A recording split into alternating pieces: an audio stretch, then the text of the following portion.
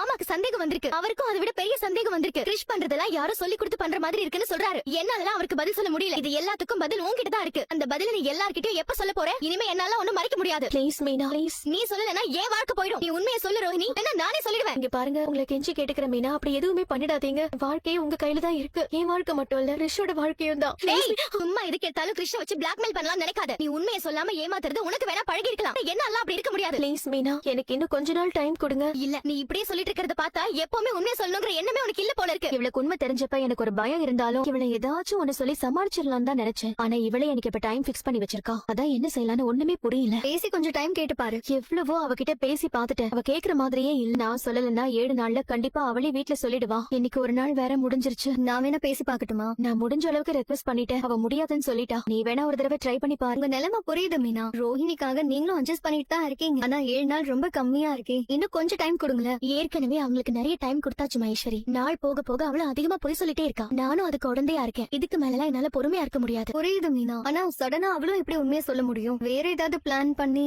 அவ பண்ண வரைக்கும் எல்லாம் போதும். அப்ப உங்க முடிவை நீங்க மாத்திக்க மாட்டீங்களா? இல்ல மகேஸ்வரி, இதுக்கு மேல என்னால அவளை காப்பாத்திட்டு இருக்க முடியாது. கிறிஷ்காகவாது அவன் நல்லதுக்கும் சேர்த்துதான் சொல்றேன். நானா உண்மையை சொல்றதுக்குள்ள உங்க ரோஹிணியும் உண்மையை சொல்ல சொல்லிடு. அதுதான் எல்லாருக்கும் நல்லது. அப்படி இல்ல கண்டிப்பா நான் உண்மையை சொல்லிடுவேன். நான்